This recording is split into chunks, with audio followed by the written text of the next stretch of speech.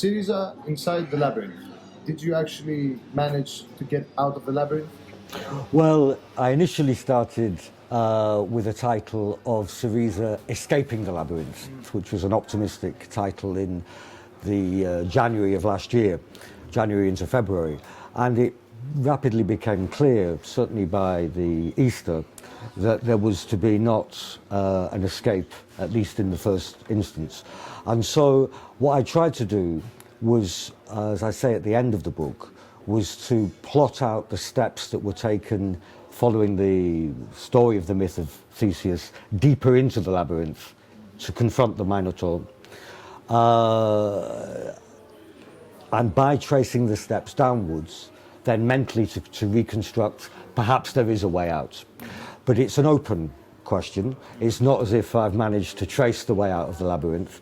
What I've tried to do is highlight the points of decision, the forks in the road, in the path, left or right or straight ahead, which were taken, and by looking at those retrospectively to then say, well, perhaps what is the way out? And I'd say that the main points of decision and points of confrontation are between the national and the European level, and the nature of austerity. I think one thing that it's exposed is the problematic, which is that austerity is not simply a contingent policy that's being pursued in Europe and across the European elites, but is something much more fixed, in my view, into the way that the European continent is being organised. So therefore, there needs to be an escape. I hope what I've done is highlight the extent of the problem, which is that this is not simply can we moderately and modestly change fiscal policy.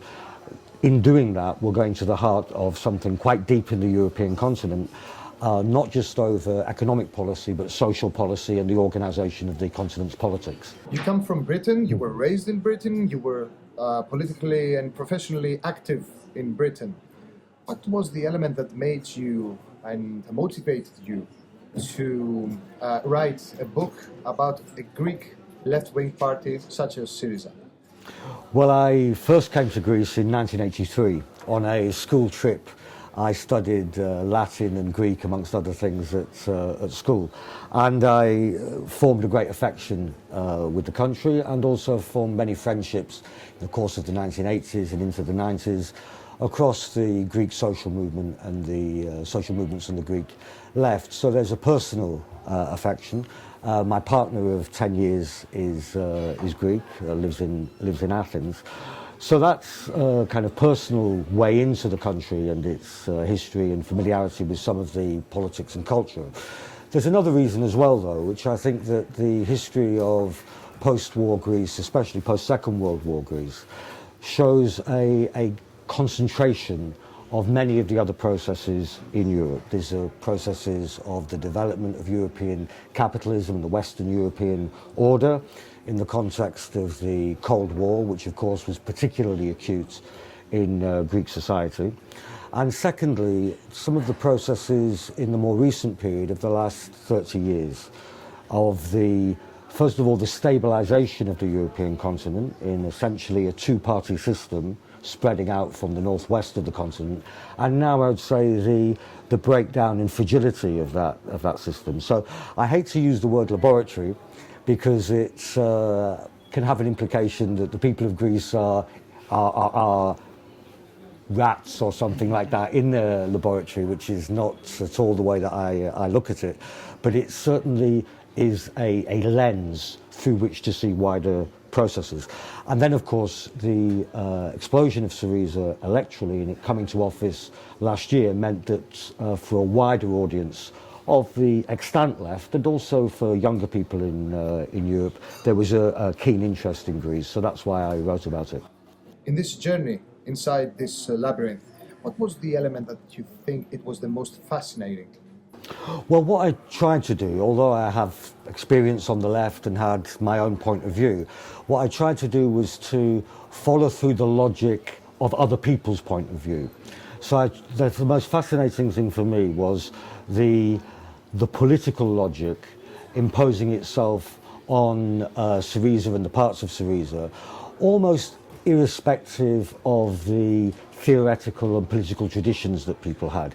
So the most fascinating thing for me was, I put it as the primacy of politics.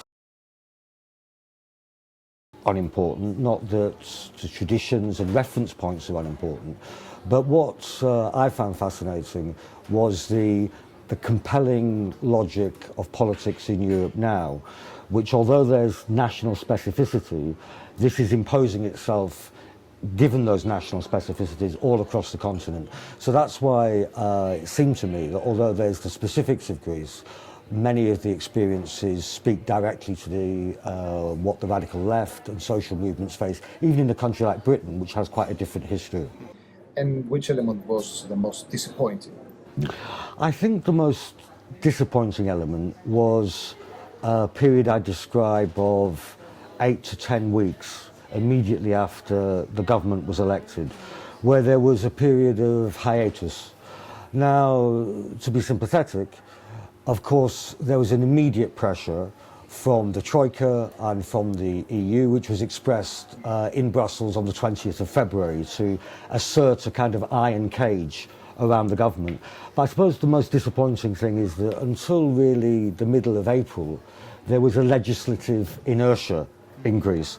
And I felt at the time, and feel looking back at it, that time was lost, which could have been well spent. And I don't just mean over the macroeconomic question of austerity. I mean about a number of the progressive steps that people voted ΣΥΡΙΖΑ for to see these enacted. And they came a little later over the citizenship rights for the children of migrants and so on. But I feel that those 8 weeks were a lost opportunity. The negotiations made between the Greek government, formed by ΣΥΡΙΖΑ, and the European creditors and the European leaders and the international creditors were considered to be really harsh. Do you believe that the Greek government made its best in these negotiations? After the 20th of February agreement, we were told that Greece had to be very European, and Wolfgang Schäuble did something completely un-EU-like. Usually after these discussions, everybody says it was productive or businesslike or frank, and tried to give some wiggle room. Wolfgang Schäuble said, we disagreed with them and they're going to have to obey us. And that was a sign of things to come. I think within the strategy that the government was pursuing, the Greek government of Alexis Tsipras, I think that Alexis Tsipras was sincere in July when he said to the Greek people, I went as far as I could go. But that's given the strategy that was pursued. And I think one of the major drawbacks was back in February of last year when Yanis Varoufakis and Alexis Tsipras both said that Greece would not undertake any unilateral moves. Now, whatever one's wider view about the relationship of Greece and the euro and whether it's possible to break from austerity within the confines of the European institutions, it's not good politics to forswear in advance a unilateral move, because otherwise, where's your negotiating position? So I think they did as well as they could, but given that they had, in a sense, handed over quite powerful weapons to the other side. There's a general debate inside the Greek and the European left. Some people claim that Tsipras and his party or his government actually made a treason towards the voters and the people of Greece. What's your opinion on that?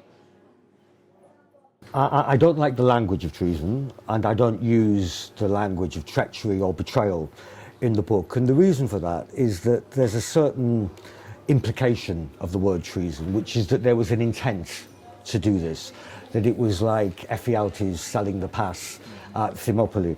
And I don't think there was any intent at all. Now, one can say the English saying, the road to hell is paved with good intentions. That's true, or can be true, but I do think it makes a difference that there was not a bad intent, there was no bad faith. And that's partly important when we come to consider just the strategic question for the left as a whole. Because if it was simply a matter of treason, then the solution is not so very difficult. We simply need to find people who are better, more honourable, whose morality is better. And if that were the problem, then it would really be relatively simple to solve. It would be a problem of personnel and of the individual moral qualities. So I don't use the language of treason. What I think, and interestingly, of course, in September, although hundreds of thousands of people in the second election did not vote, the share of the vote of Syriza was approximately the same as in January. And so the feeling amongst a lot of popular Greece, I think, was he was sincere, he went as far as he could go, we don't like it, but we don't want to return to the old order. The only caveat I would put on that is that now the government is facing the implementation of the third memorandum and further demands from the Troika, then the bitterness in the society can grow much deeper. And I think we've seen a sign of that with the farmers' blockades and the recent labour disputes, where although people don't want the old right back, there is a much greater sense of bitterness with particular government ministers and with the administration. The European left, the Greek left, the progressive movements around this continent, do you believe that they made some gains or losses in this government? I think they gained something positive and negative, and I think the overall balance is still positive. You have to I cast my mind back to the first 6 months of last year, and in particular June into July, that there was a great feeling of solidarity across the already existing left in Europe, but wider than that. I mean, I give one example in the book, that a young guy in London, who's Irish, set out to crowd fundraise the 1.6 billion euros that Greece had to pay the IMF in July. And, okay, we can say what we think about that, but 100,000 people across Europe pledged an average of 18 euros. This is way beyond the base of the political left. And this is in a context, of course, where the bulk of the media, centre-left and centre-right, were decrying Greece as they lied to get into the euro, they retire ridiculously early. So there was a popular solidarity with Greece, which I think we still have a legacy of today. So that's very, very positive. Of course, the defeat or the capitulation in July into August posed some very hard questions. And I think that can be positive for the left if we're prepared to face those questions frankly, in a fraternal way, and in a serious way. I think if the left were to pretend it didn't happen, and among some people there's, oh well, let's now move on to the next thing, Podemos or Portugal. This is like going on holiday, you know, from one country to another until you find the ideal holiday resort. This isn't a serious way for the European left to proceed. And there isn't space to proceed like that because the European crisis, far from being resolved, is now transforming from one crisis into another and is very acute, particularly with the refugee question now. So we're forced to confront some difficult truths. Great. Thank you very much for this interview. You're welcome. Thank you.